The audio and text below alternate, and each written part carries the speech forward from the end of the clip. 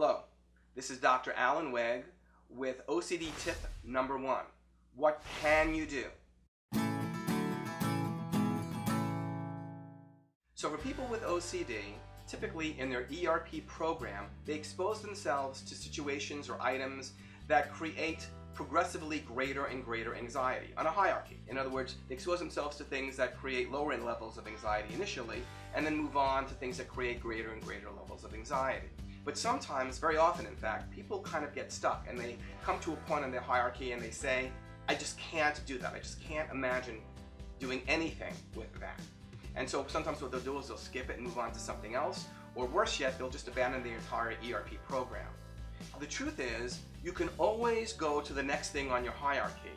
The trick is learning how to lower the level of the intensity of the anxiety created enough so that the exposure becomes doable.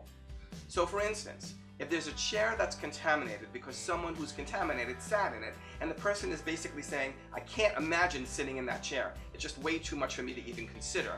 Well, what about touching the chair with your hands in places where the person's body comes in contact with it, like where their back comes in contact with it, or where their bottom comes in contact with it, or where the arms of the chair.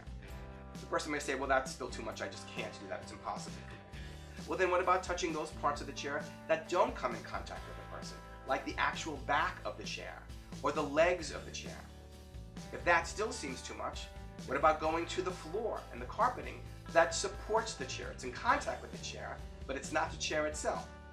And some people may say, I just can't imagine myself touching anything that comes in contact with the chair. In those cases, what about the idea of touching the air around the chair, so that you're essentially waving your hands several inches above the surface of the actual chair itself, and then moving closer and closer to the actual surface of the chair.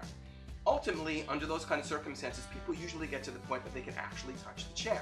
And so the next time you're faced with a situation or trigger on your hierarchy, and when you find yourself saying to yourself, I can't do it, ask yourself the following question. Okay, I can't do it in the way that I imagined, but what can I do?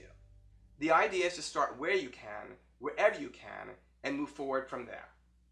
This is Dr. Alan Wegg saying, see you next time on OCD Tips.